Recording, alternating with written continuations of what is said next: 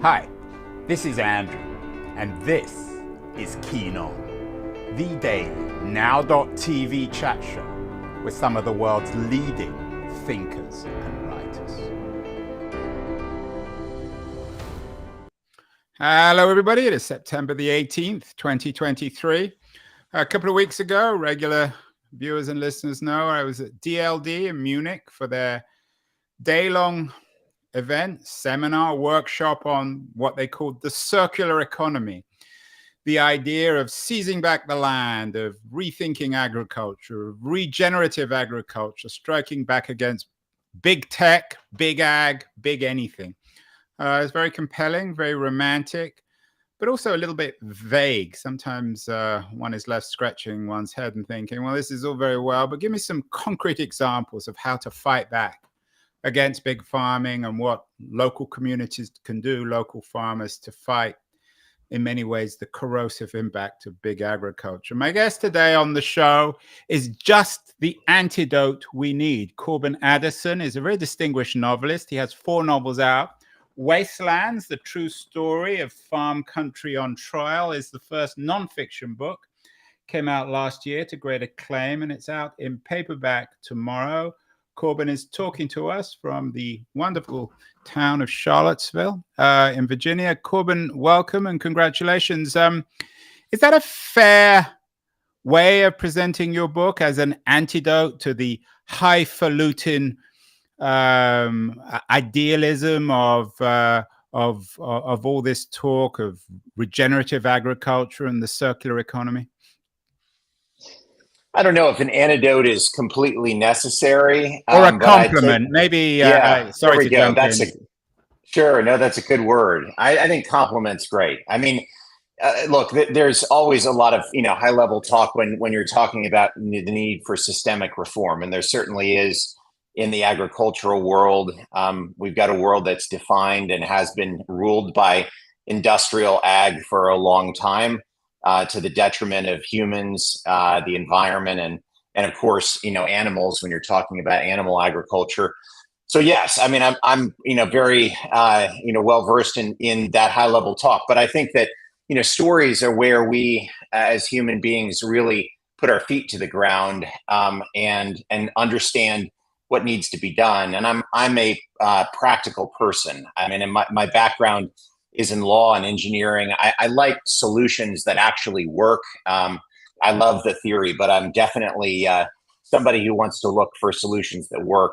And I think stories really help frame them. So Wastelands is a true story of a community in Eastern North Carolina that was really in so many ways degraded by big agriculture, by the pork industry over the course of the last generation, and they fought back in every way they could, and ultimately in the courts, and were able to prevail against Smithfield Foods, the world's largest pork producer and packer. And in so doing, they highlighted a lot of the problems of the current system, the ancient regime, and also really advocated for long-term solutions, not just for their own community, but for other communities. Of course, big ag doesn't like solutions that would cost them money. And so they fought back in every theater that you could imagine, not just in the court, but also in public, and I mean the public square and in the legislature. And it was quite a battle royale. And it was a fun story to tell. But I definitely love to talk about the solutions that I think Wastelands does surface just through the medium of story. Yeah, maybe an alternative title, according to the book, would be Battle Royale. You mentioned Smithfield Foods. This is not the first time they've come up. We did a show last month with some filmmakers who have made a really compelling new movie, and a documentary movie about the corrosive impact of Smithfield. I'm sure you've seen the film and read about it. Tell us about this this company, which is partly owned by Chinese interests, and why it's so corrosive, and what they did in your case in Wastelands to trigger this massive court case.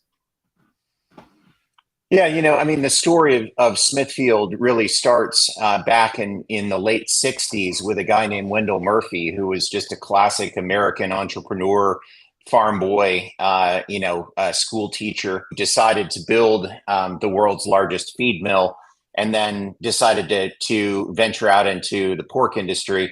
And this is back when everybody raised hogs on the ground.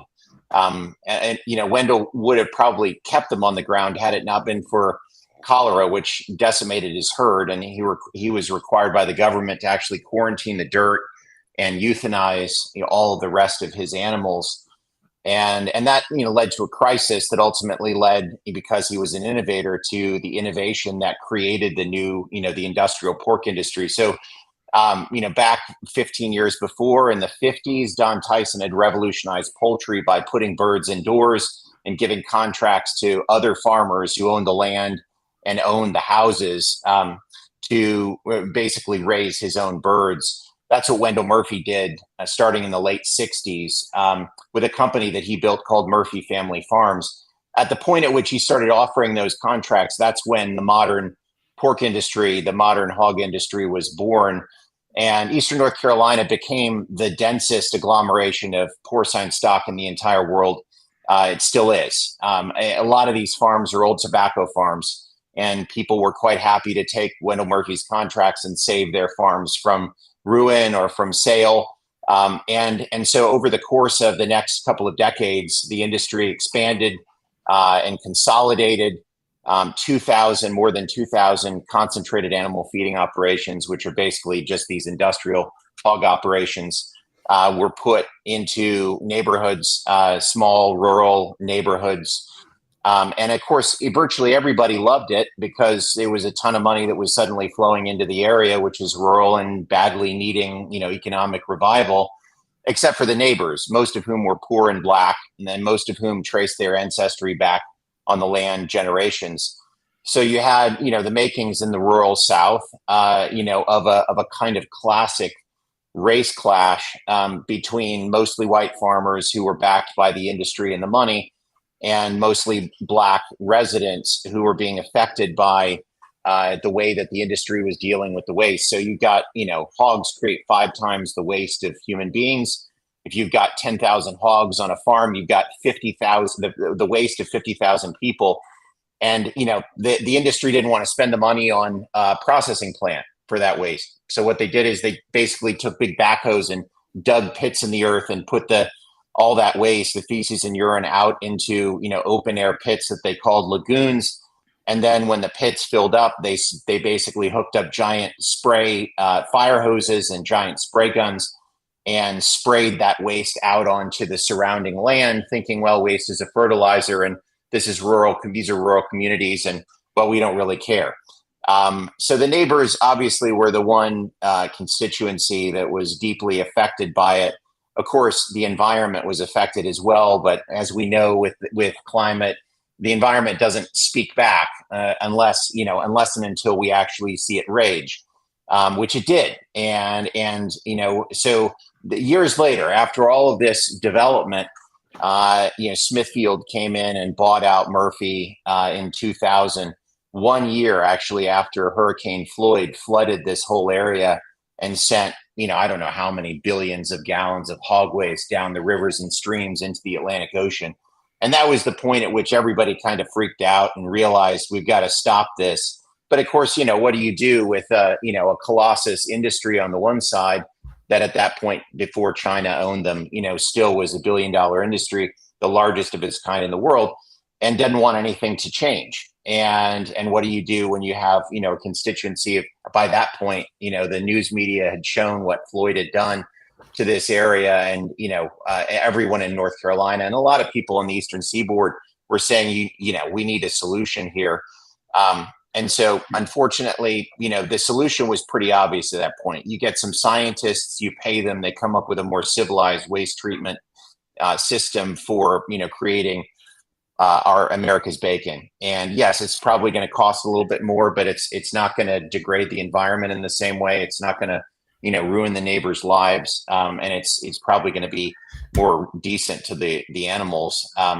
And that's what, the North Carolina government So, forced so Smithfield to Corbin, do. I'm the last person to defend Smithfield, but the way you present it, the damage was done before they bought in. Is that fair? Well, yeah. I mean, look, the industry, yes. So Smithfield was, before buying Murphy, they were the largest packer. So they had the largest slaughterhouse in Tar Heel, North Carolina. So they were at that point kind of the middleman. But I mean, Joe Luter, who built Smithfield into the Colossus, was all about vertical integration. So his idea was, look, we want to be, basically from feed to fork in the pork industry. We want to own every bit and piece of it. So when Smithfield bought Murphy, they bought all of, and not just Murphy, but a bunch of other smaller integrators. They basically bought all of Murphy's, processing, and and they were quite happy to keep it that way, as were the Chinese. When the Chinese stepped in 2013 and bought Smithfield, the Chinese actually don't allow the lagoons and spray fields in China. So it's actually cheaper to raise or to make pork in America, North Carolina, than it is in China, because they actually have to have a civilized waste disposal system in China. So when the Chinese bought Smithfield, they were quite happy to keep the medieval lagoons and spray field, just like Smithfield was quite happy to keep them at the time when they bought Murphy. Corbin, I don't want to abstract this out too much, because my introduction suggested that this is not an abstraction, this is real. But to what extent was and I use this word carefully, the deregulated nature of this situation a consequence of the broader deregulation of the 70s and 80s? Was this going on, or could this have gone on in the America of the 40s or 50s or 60s, the New Deal America, the Great Society America? That's a very, very astute question. And the honest answer is the entire sort of system of agriculture in America went through a profound deregulation in the 1980s and 1990s. The Farm Bill of the 90s transformed the way that subsidies were given. But ironically, because America loves farmers, the transformation didn't last long, and really, there was even the Republicans got on board with another form of subsidies that replaced the earlier one that was actually in many ways more expensive to the government, to the taxpayer. So, do I think that this could have happened? Absolutely. I mean, look, under the regulatory regimes of earlier generations, you had all sorts of environmental degradation. I mean, I think of my wife's home state of West Virginia and DuPont and all the chemical companies that despoiled the rivers, that led to the Clean Water Act. I do think that regulation, however, what we've seen in America is that good regulation can work without destroying business, without making business lose all of its profit and go under. I mean, the Clean Air Act, the Clean Water Act, have transformed rivers and streams in America, have transformed the atmosphere. Stopped the destruction of the ozone hole in the southern part of the world. And so we've seen that regulation works. I mean, so yes, I think in the broadest sense, deregulation has absolutely led to a state where these industries feel very empowered and free to despoil the environment and to also harm the people. Thing that strikes me about the story is just the fundamental bad neighborliness of all this. The fact Yes. that you would, it's one thing to ruin your own land, but everybody else's land as well. This lack of any communal responsibility or any social sense. Truly. And actually, I think that comes out most poignantly in the stories of some of the farmers who actually, against their own interest, tried to reform from the inside and from the outside. So I tell two stories in the book of farmers, former hog farmers. Well, one former hog farmer, one current hog farmer. The former hog farmer, Don Webb, was making a bunch of money with Wendell Murphy in the early days as a contract hog farmer, but his neighbors came to him and they, he was a white guy, but he loved his neighbors. And a black woman actually, was a neighbor, met him in the supermarket one day and said, Don, I'm really sorry to tell you this, but your hogs are really making life difficult for my children. I mean, the stink is just overwhelming, and we just have to deal with it. It's on our clothes, it's in our house. What are you going to do? I mean, is there anything you can do to help? And the irony is, Don Webb used to tell the story. I mean, he's gone now. He was a lion of the advocacy movement, but he told the story of actually, trying to fix it. So he went to the local soil and water regulators and said, what's the solution here? They told him to, mix some weird chemicals into the lagoon. So actually at great pains and risked his own life going out on the lagoon of feces and urine in a small boat, tried to stir in baking soda and various other chemicals, just made the problem worse. And so eventually went to Wendell Murphy and just said, hey, this is the godfather of the hog industry at this point. The guy would end up, on the cover of Forbes magazine, having made $1 billion from, his contract hog farms. Wendell Murphy and Don Webb had this conversation, and Don was like, look, I've got this problem with my neighbors and I really can't, I've got to do something. These are my neighbors. I care about these people. And the way Don told it, Wendell just kind of gave him a look and said, look, Don, it's not your problem. I mean, ultimately, the smell they're dealing with is the smell of money.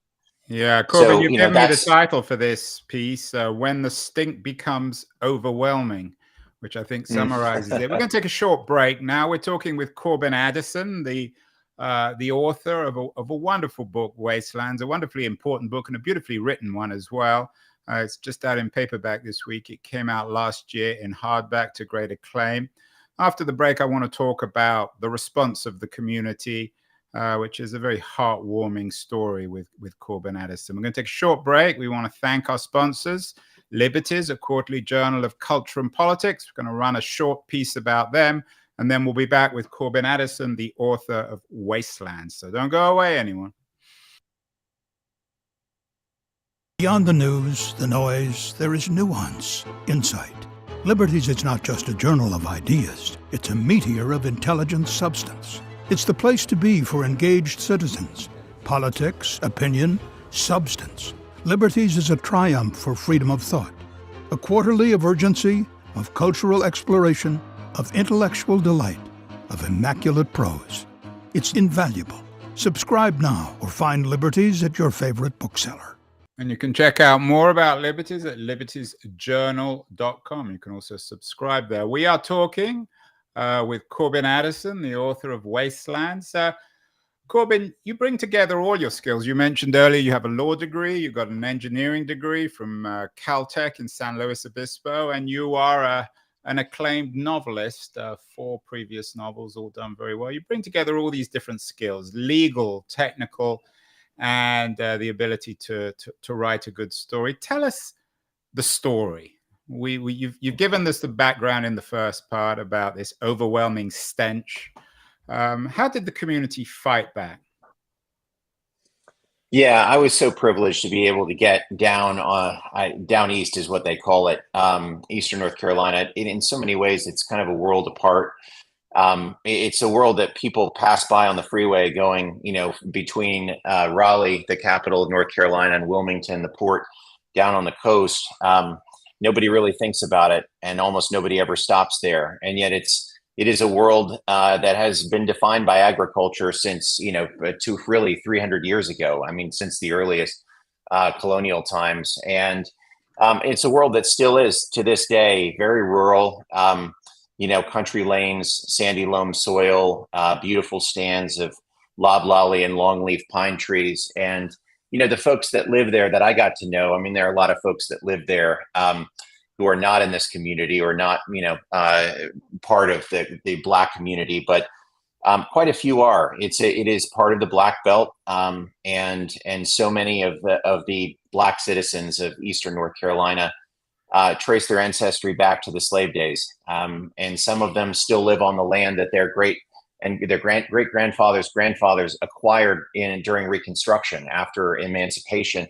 So for them, the land is really, really important. I mean, it's the one thing, it's their heritage, it's the one valuable thing they've got in the world, and they love it more than anything. They don't want to move, they don't want to leave, And yet, the hog industry came in this a kind of alien way, and took over all these old tobacco lands, and started despoiling their air and their land. And I talked about that before. So these are people who don't have a lot of political power, but there were a number of them that knew a little bit how to work the system. One of them, Elsie Herring, was a Black woman who had actually gone away during the Great Migration. She was the last of 15 children, had moved to New York City, and with a high school diploma, only a high school diploma, a Black woman in the 60s had actually made it on Wall Street and built a little nest egg working for a couple of banks and doing good work up there. Then came home in the 90s to find a world change. She came home to take care of her mother and her brother, and realized that, this hog farm next door had completely transformed the world she'd grown up in. And it made life kind of unbearable for her mother and her brother, who had Down syndrome. So Elsie started fighting back to the extent that she could. The challenge, of course, was to get anybody in Eastern North Carolina to care, because for virtually everyone but the neighbors, Wendell Murphy, Murphy Family Farms, and then Smithfield, they were the heroes. They'd saved the area from, losing all of the money from tobacco as tobacco hit its slide. Nobody really wanted to listen to Elsie, and certainly nobody in Raleigh and at the State House. She called everyone. She wrote everyone. She tried to get the governor involved. She tried to get the attorney general involved. The governor at the time, Jim Hunt, was actually Wendell Murphy's former college roommate. The sheriff in Duplin County, where she lives at the time, was a hog farmer himself. The challenge of trying to get anybody to care was overwhelming, but Elsie tried, and she ultimately did get at least one representative in the North Carolina State House to care. But for the most part, it was lights out. The industry had all of the State House by the short hairs. It wasn't really until I mentioned Hurricane Floyd. It wasn't really until two things happened in 1997.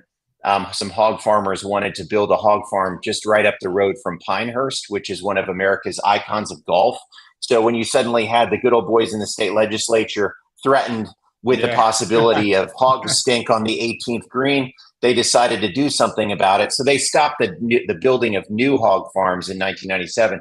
Didn't do anything about the old ones. And then 99, Hurricane Floyd came, and that's when Smithfield was forced to come up with a new system. But Smithfield was not. They were forced to pay for it, and the scientists at NC State developed it. Smithfield, however, found a loophole that got them out of ever having to deploy it.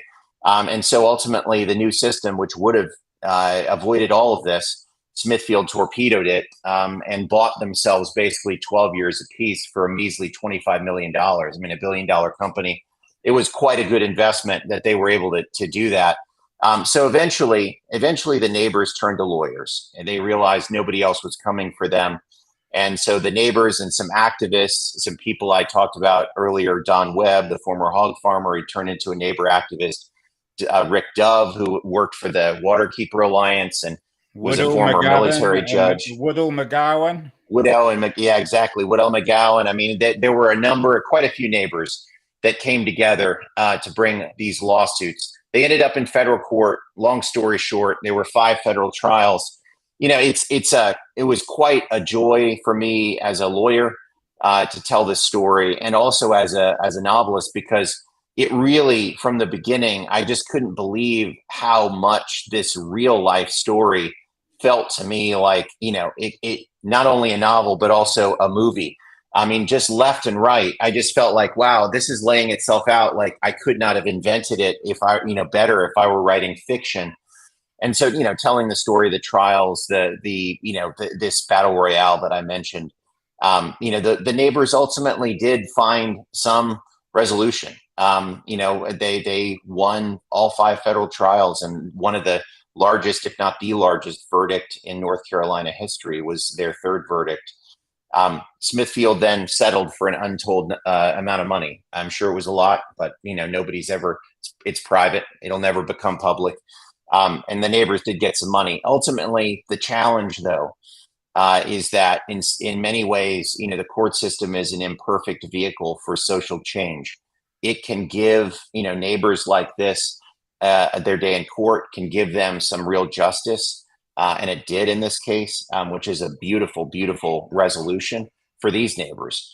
The challenge, though, is that systemically it doesn't resolve, the way that industrial, animal protein is being produced. It doesn't resolve even the lagoon and spray field system.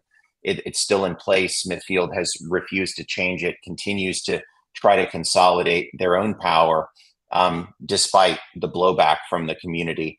So we've got a ways to go, and I'm hopeful. And I'm happy to talk about the reasons for my hope. But the story really is, as you say, a I heart for me. introduced this as a more concrete example of the potential for sustainable agriculture, for regenerative agriculture, for rethinking the land, for challenging big ag. What are your thoughts on that front, given that you followed and written about this court case? Are there alternatives to the Smithfield industrial pig farming or chicken farming model, which not only is environmentally catastrophic, but also deeply questionable, I think, on the moral front in terms of the treatment of animals? Yeah, no question. Look, I mean, there's so many different dimensions to answering that question. I mean, the simplest answer is there is a more civilized way, even if you were to allow Smithfield to continue, having all their farms exactly the way they are.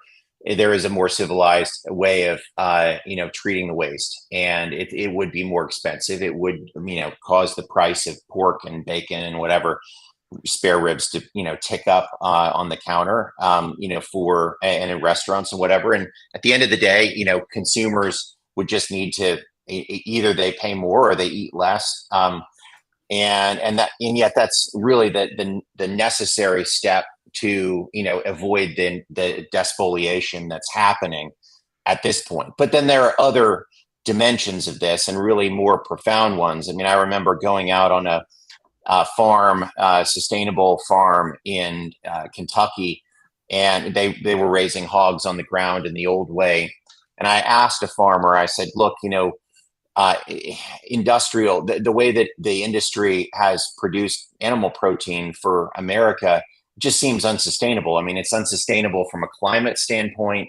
It has all sorts of moral qualms from, human rights and also animal rights standpoints. What's the solution here? And he looked at me and he was like, look, honestly, the solution is for us over the course of time to go back to the old way of raising hogs. And that is, and we're just going to have to, as a society, accept that we eat less pork. I mean, he said there is a way to do this that would solve the climate problem, or at least, minimize the climate problem from the pork industry. I mean, that's obviously, we've got beef, we've got, poultry, we've got other issues, from the carbon standpoint. But from the pork industry side, we could solve this by having a lot of farms repurposing the land, and going back to, earlier days of raising animals, but using better technology.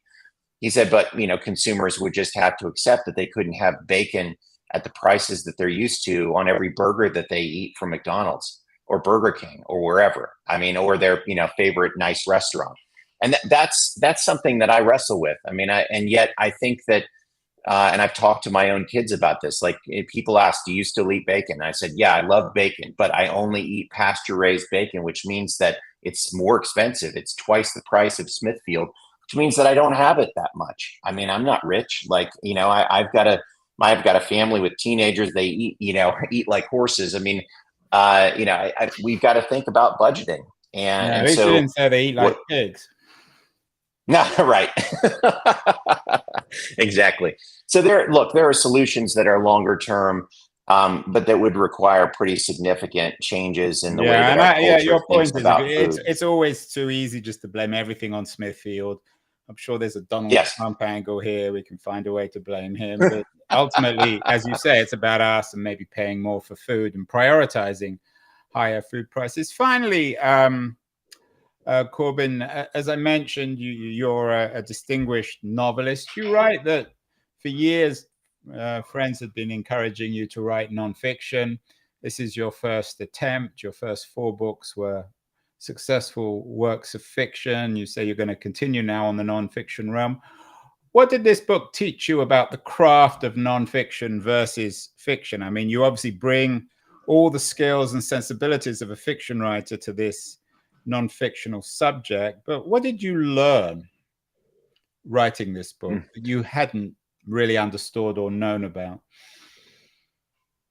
I learned a lot. I mean, I learned one that, I was sort of terrified to try my hand at nonfiction because it was new to me. And I'd gotten very used to working within the fictional form, and the benefit of fiction, even though, all of my previous books were based on true stories that I developed around the world. I had fictionalized them and sort of composited them. It's easier in fiction because if you run into a wall, if you run into a story challenge, you just invent a solution. I mean, the sky's the limit. With nonfiction, it's everything has to be true and everything has to be on the page. This isn't Hollywood, so I don't get to say based on a true story and then fudge the details. It actually has to be fully journalistically rigorous. And I also knew that there was always the chance that a big litigious company like Smithfield might make life hard on me if I didn't get everything exactly right. So part of it was, the challenge of just making sure everything was exactly right. Thankfully, I'm a lawyer by nature, careful. And so I just did a lot of homework, double and triple checked everything. But there was also another element that was different, which is that when you come to somebody, and I did so many interviews with, people, experts, people who'd lived the story with my fiction, but I always got to tell them, look, I'm not going to use your name. I'm not going to use your story in a way that anyone could connect to you. So it was much easier to get people to say, oh, sure, I'll open up and tell you, the hardest stuff that has ever happened to me. When it came to telling a true story from the beginning, it was, look, I've got to be transparent with you. Like, I'm coming to you, more as a journalist with the goal of telling your story, as you lived it. And, will you trust me with it? I mean, it was really, when I think about the trust that it takes for someone to offer their story to someone else, and it's a heavy lift, and one that, honors me deeply when I think about all the people who entrusted me their stories, especially the people from Eastern North Carolina who've been exploited so badly through their lives. For them to say, hey, yeah, come sit on my porch and I'll tell you the truth and tell you about my family, and let's have a meal, let's share a cup of coffee, and maybe 2, 3, 4 times.